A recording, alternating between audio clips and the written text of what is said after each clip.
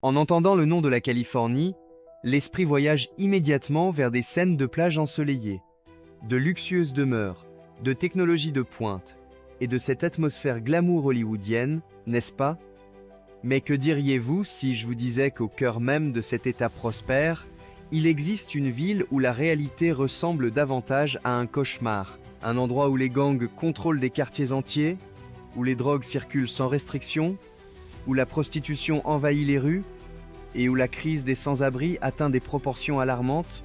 Se promener dans certains quartiers est devenu un véritable jeu de survie, où des voitures abandonnées et calcinées partagent l'espace avec des bidonvilles improvisés sous les viaducs. Les habitants rapportent des vols à toute heure du jour, des fusillades qui commencent avec un préavis et des rues qui ressemblent davantage à des zones de guerre. Les statistiques confirment ce que les yeux peuvent voir. Oakland n'est plus ce qu'elle était. Vous pensez que c'est une exagération? Eh bien, préparez-vous, car cette autre réalité, cachée dans les brochures touristiques, est bien réelle. Bienvenue du côté obscur d'Oakland. La ville d'Oakland se trouve en Californie, juste à côté de San Francisco, séparée par un pont. Cela semble être un bon endroit. Où vivre, non? Après tout, nous sommes en Californie, l'État le plus riche des États-Unis. Et nous parlons d'une ville connue pour sa culture vibrante, sa scène sportive et une diversité qui se reflète dans sa gastronomie, son art urbain et ses événements. Oakland abrite des lieux emblématiques tels que le théâtre historique Paramount avec son architecture Art déco et le zoo d'Oakland, impressionnant par sa taille et la variété de ses espèces. Sans oublier les quartiers à la mode comme Uptown et Jack London Square qui regorgent de bars, de galeries, de brasseries artisanales et de cette atmosphère décontractée qui attire aussi bien les habitants que les touristes. C'est l'Oakland que tout le monde connaît, celui que les brochures touristiques adorent vendre. Mais en sortant des sentiers battus, on se rend compte que la ville a un côté sombre. Et ce n'est vraiment pas joli. Oakland fait face à une crise économique qui semble interminable, avec des finances publiques dans le rouge et la corruption qui est devenue un thème récurrent dans les nouvelles locales. Ajoutez à cela la violence alimentée par le trafic de drogue et les gangs qui contrôlent plusieurs zones. Et nous avons un problème qui est hors de contrôle. Quiconque se promène dans certains quartiers se sentira comme dans un film post-apocalyptique. Des rues envahies par des campements de sans-abri, des graffitis couvrant des façades entières, des voitures abandonnées et calcinées, et une insécurité constante. C'est difficile à croire, mais Oakland fut autrefois un point de référence en Californie, une ville qui vécut ses jours de gloire en tant que centre industriel majeur et avec une forte identité politique. Mais aujourd'hui, la réalité est bien différente. Voici donc le début de notre voyage à travers le côté invisible d'Oakland, celui que presque personne ne vous montre. Au XIXe siècle, Oakland a rapidement grandi en tant que point stratégique pour les chemins de fer traversant les États-Unis. Mais c'est pendant la Seconde Guerre mondiale que l'économie a vraiment décollé, grâce à l'installation de chantiers navals et d'usines employant des milliers de travailleurs. Ces travailleurs venaient de partout. Beaucoup étaient des immigrés ou des Afro-Américains qui ont quitté le sud des États-Unis à la recherche de meilleures conditions de vie. À cette époque, Oakland était un véritable centre d'opportunités, connu sous le nom de ville industrielle. Cependant, ce scénario n'a pas duré.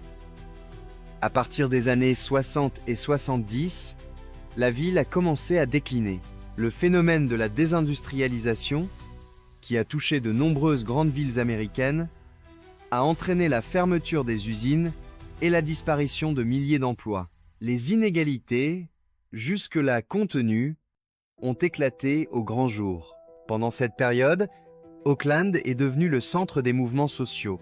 Le parti des Black Panthers y est né au milieu des tensions raciales et des luttes pour les droits civiques. Alors que la ville vibrait d'une énergie politique unique, la pauvreté augmentait et la criminalité commençait à envahir les rues. Dans les années 80 et 90, La situation s'est encore aggravée avec l'épidémie de crack qui a frappé de nombreuses communautés urbaines à travers les États-Unis. Les gangs se sont renforcés, la criminalité a explosé et plusieurs quartiers ont été marqués par des niveaux de violence élevés. Bien qu'il y ait eu des moments d'amélioration au fil des ans, Oakland n'a jamais réussi à retrouver la gloire de son âge d'or industriel. Aujourd'hui, la ville présente un contraste frappant. D'un côté, des quartiers rénovés, des cafés branchés et des événements culturels. De l'autre, des zones où la criminalité, le trafic de drogue et la pauvreté font partie du quotidien. Quiconque arrive à Oakland, aujourd'hui, voit une ville pleine d'histoire et de culture, mais aussi pleine de cicatrices, de plus en plus difficiles à dissimuler. Bien que la Californie soit l'État le plus riche des États-Unis, avec un PIB de près de 4,0 milliards de dollars, cela ne signifie pas que la richesse soit répartie de manière uniforme. Oakland en est la preuve vivante. Tandis que certains quartiers abritent des manoirs, des rues bordées d'arbres et un coût de la vie élevé, d'autres ressemblent davantage à des régions pauvres d'Amérique latine ou d'Amérique centrale qu'à la Californie des films d'Hollywood. Là, on trouve des rues pleines de nids de poules, des maisons en ruine et un système public d'éducation et de santé qui peine à couvrir les besoins de base de la population. Le manque d'opportunités professionnelles et la hausse vertigineuse des prix de l'immobilier dans la baie de San Francisco mettent les habitants d'Oakland dans une situation presque impossible. Soit ils payent des loyers absurdes, soit ils se retrouvent sans toit. Beaucoup travaillent à temps plein et, malgré cela, ne peuvent pas se permettre de rester dans la ville. Pour ceux qui vivent déjà sur la corde raide, un petit imprévu peut signifier perdre leur maison et sombrer dans la spirale de la pauvreté urbaine. Le coût de la vie en Californie est naturellement élevé. Mais à Oakland, la situation est bien pire que la moyenne de l'État. Le prix moyen d'une maison dépasse les 70 millions et cela ne concerne pas des biens luxueux. Ce sont des maisons normales, sans rien d'extraordinaire. Acheter ou louer est devenu irréaliste pour une grande partie de la classe ouvrière. Un simple appartement en centre-ville peut coûter environ 500 $ par mois, soit presque le double de la moyenne nationale. Et bien sûr, l'électricité, l'eau et d'autres dépenses de base suivent cette inflation immobilière.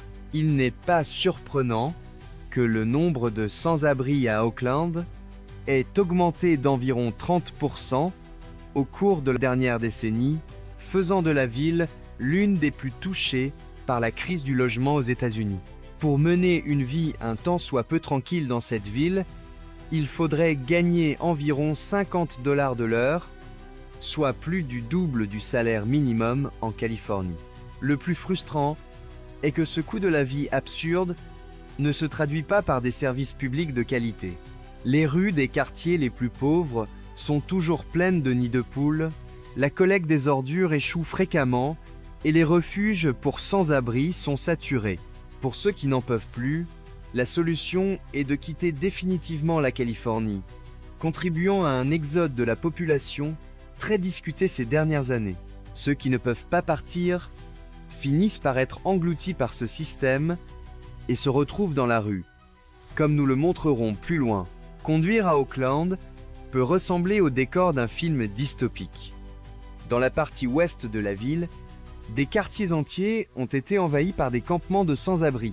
L'un des exemples les plus extrêmes est le quartier de Wood Street, qui était autrefois une zone industrielle animée et qui est désormais devenu l'un des plus grands campements urbains de Californie. Sous les viaducs, des centaines de personnes vivent dans des tentes improvisées, des caravanes abandonnées et des structures précaires en bois et en toile. Des pâtés de maisons entiers semblent avoir été transformés en véritables taudis urbains.